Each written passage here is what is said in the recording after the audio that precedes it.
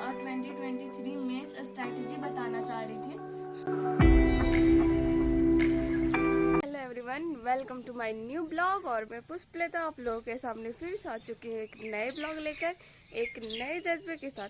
तो फिलहाल मैं छत पे, और छत पे आने का कारण ये है कि देखिए इधर, यहाँ सूर्य होना चाहिए था बट है नहीं। एक्चुअली मैं आँख से मतलब डायरेक्ट आँख से देखने आई थी सूर्य को, ताकि मेरा आँख थोड़ा फ्रेश हो, साफ हो। बट ये मैं छत पे आई तो देखी बादल किए हुए सूर्य तो दिख नहीं रहा। तो कुछ अगर आए हो तो कुछ ना कुछ तो करके जाना पड़ेगा ना। तो फिलहाल मैं डाल दूँगी ये सब में थोड़ा पानी, क्योंकि कल भी नहीं डाली थी, तो इसमें पानी डाल दूँगी।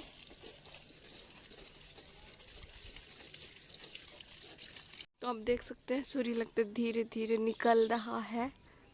सारा निकल जाए।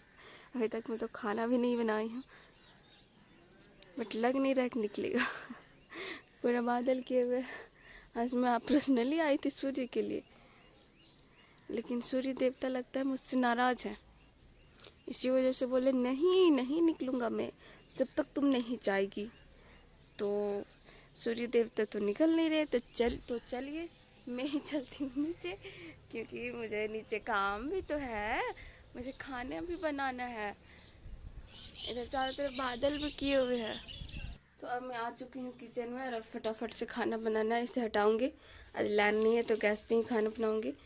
तो इसमें चावल पानी मम्मी रख दिए थे कि ताकि लाइट आएगा तो खाना बना लेना फटाफट से। बट आज लाइट नहीं आया तो आज गैस पे ही खाना बनाऊंगी। तो चलिए आप हमारे ब्लॉग में कंटिन्यू बने रहिए। सो फाइनली यहाँ तो मेरा खाना बनने लगा है, चावल और दाल, और साथ में मैं निकाली हूँ थोड़ा सा चना जिसे मैं अभी खाऊंगी। चना सेहतमंद होता है, सुबह सुबह खाना चाहिए। देख सकते हैं चना है, और ये किशमिश है, और ये मूंग है, ये तीनों मिक्स है। तो फिलहाल मैं इसे ही खाऊंगी। तो चलिए आप लोग भी फटाफट से, नाश्ता तो नहीं बोल सकते हम झारखंड में इसे, ये तो बस टेम्पररी हो जाता है।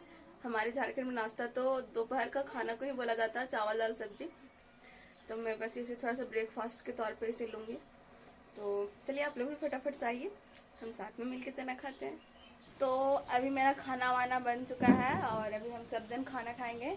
लेकिन खाना खाने से पहले, जो खाना खाने का पहले प्रोसेस होता है मुंह धोना, उसका जुगाड़ देखिए। ये जुगाड़ हर कोई किए होंगे, बेलन से ये करके कोलगेट को निकालना। और ये मीठू देख रहा है आखिरकार अर्चना कर क्या रहे हैं। मेरा खाना वाना सब कुछ हो चुका है, और अब मैं चलूँगी टेबल पे। और अभी मैं फ़िलहाल मुझे कवर करने हैं भौतिक भूगोल के मूल सिद्धांत, मीन्स की क्लास 11th का ज्योग्राफी का एनसीईआरटी बुक। देखिए ये मैं कॉम की थी, यही रखा हुआ। तो फ़िलहाल मैं इसे ही कवर करूँगी। और आज अभी मतलब फर्स्ट सेशन का मेरा टारगेट है कि 2 चैप्टर इसे कंप्लीट कर लूँ। मतलब बस ऐसे ही रीडिंग करना है मुझे, कोई माइंड में लाना नहीं, बस रीडिंग करना है। तो फ़िलहाल का भी यही टारगेट है कि इसे 2 चैप्टर कवर कर लूँ। फ़िलहाल मैं यही कवर करूँगी। तो चलिए आप हमारे ब्लॉग में कंटिन्यू बने रहिए। और आज घर पे कोई नहीं है, मतलब सारे गए हुए हैं, किन्हीं के घर पे 6 का है, मतलब इंगेजमेंट है, तो वहीं गए हुए हैं। डीपी मम्मी गुड़िया तीनों, मैं घर पे आज अकेली हूँ तो अच्छा नहीं लग रहा। तो चलिए आज मैं फ़िलहाल यही कवर करने वाली हूँ, भौतिक भूगोल के मूल सिद्धांत। तो आप हमारे ब्लॉग में कंटिन्यू बने रहिए। सो फाइनली फर्स्ट सेशन में कंप्लीट करके सेकेंड सेशन में आ चुकी हूँ।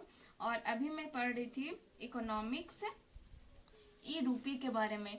बट मुझे अचानक से याद आया कि मैं आप लोगों को बहुत दिन से 2023 मेंस स्ट्रैटेजी बताना चाह रही थी, बार बार मैं भूल जा रही थी। तो अचानक से भी याद आया तो सोची चलो मैं आप लोगों को बता देती हूँ। तो चलिए कुछ 4-5 टिप्स हैं जो मैं आपको बताऊंगी, जो ऐसा नहीं कि 2023 के लिए काम आएगा।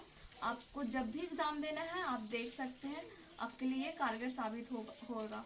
तो पहला टिप नंबर 1, हमें सबसे पहले क्या करने हैं कि सिलेबस देखने हैं। मतलब सिलेबस तो आप बहुत दिनों से देखते आ रहे होंगे, लेकिन प्री का सिलेबस अलग है और मेंस का सिलेबस अलग है। तो हो सके तो आप मेंस का सिलेबस अलग कर लें, बिल्कुल इस टाइप का मेंस का सिलेबस हमें अलग कर लेने हैं और हमें अपने टेबल पे ही, जहाँ हम पढ़ते हैं वही टेबल पे ही रखने हैं और हमें कनेक्ट करके पढ़ना है। जब भी हम रीडिंग कर रहे हैं, पढ़ रहे हैं, तो हमें सिलेबस देखने, जो भी सब्जेक्ट को पढ़ रहे हैं टेबल पे ही रखने हैं और सिलेबस के अकॉर्डिंग ही पढ़ने हैं। ना ही हमें सिलेबस से अधिक पढ़ने हैं, ना ही ज़्यादा पढ़ने हैं। हाँ, उससे जो रिलेटेड है वो तो पढ़ना ही होता है, क्योंकि पता है सिलेबस बहुत छोटा दिया हुआ है। तो आप सिलेबस सबसे पहले ध्यान में रखें। दूसरा है हमारा संपादकीय, मतलब एडिटोरियल। हमें एडिटोरियल पढ़ने ही पढ़ने हैं मेंस का तैयारी कर रहे हैं तो, क्योंकि एडिटोरियल से क्या होता है कि हमें उत्तर लेखन का अभ्यास होता है, आंसर राइटिंग का अभ्यास होता है और दूसरा कि हमें जानकारी मिलती है हर क्षेत्र का एडिटोरियल पढ़ना, ग्रामीण क्षेत्र, महिला क्षेत्र, देश विदेश, जितने भी क्षेत्र के एडिटोरियल होते हैं वो हमें कंप्लीट करने हैं। तीसरा है हमारा आंसर राइटिंग, उत्तर लेखन। उत्तर लेखन हमें एवरीडे 3, 4, 5 जितना भी आपका मैक्सिमम हो सके आप उत्तर लेखन करें, आंसर राइटिंग करें।